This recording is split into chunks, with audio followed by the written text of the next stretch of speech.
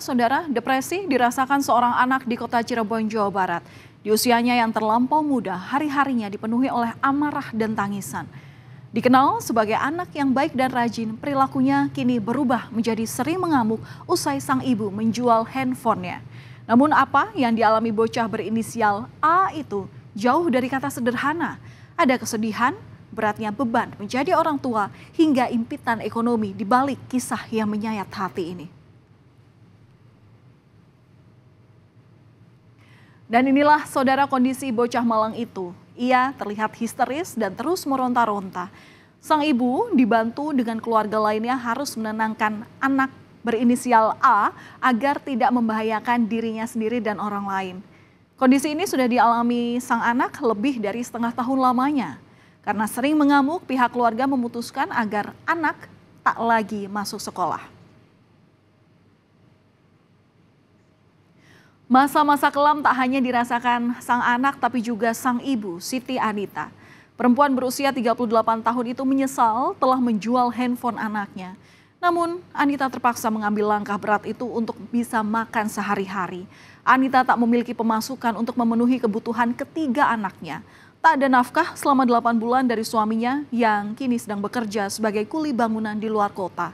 Bukan hanya Anita beserta anak-anaknya yang tinggal di rumah mungil di Kecamatan Kesambi, tapi ada 2 keluarga lainnya. Bila waktu bisa diputar, Anita mengungkapkan dirinya tak akan menjual ponsel anaknya meski telah mendapatkan izin dari sang anak. Itu kan saya bingungnya keadaan, saya nggak kerja, saya nggak jualan ya. Terus suami juga waktu itu keadaan 8 bulan nggak ngasih nafkah gitu loh Mas. Jadi saya bingung, ada barang itu ya saya jual buat makan sehari-hari kayak gitu. Iya mungkin itu barang yang dia seneng gitu kan ya. Hasil nabung sendiri, jadi payah sendiri, saya pinjam kan, tapi saya izin Mas, saya izin, nggak asal saya jual, saya izin. Mama pinjam ya, nanti mama balikin, kalau punya uang mama belikan lagi. Dia boleh, Pak boleh, tapi ya itu di saat itu yang sering mengalamin kayak gitu. Saat ini sang anak tak lagi masuk sekolah. Terakhir, anak ini bersekolah pada Oktober 2023, di mana saat itu ia baru saja naik ke kelas 6 SD. Meski demikian, pihak sekolah selalu memantau perkembangan anak. Pihak sekolah datang ke rumah sang anak, juga berkonsultasi dengan puskesmas serta dinas kesehatan untuk pemulihan kondisi. Selain itu, pihak sekolah mendukung sang ibu untuk menangani A, di mana anak ini sendiri masih terdaftar di data pokok pendidikan lengkap dengan rapot serta catatan akademiknya. Sekarang kondisi psikologis sang anak menjadi fokus penanganan. Dari sekolah juga kalau misalnya ada yang hal-hal penting tetap menyampaikan, tidak serta-merta nggak berangkat terus dikeluarkan, tidak. Jadi masih tetap menjadi murid kami, siswa kami gitu.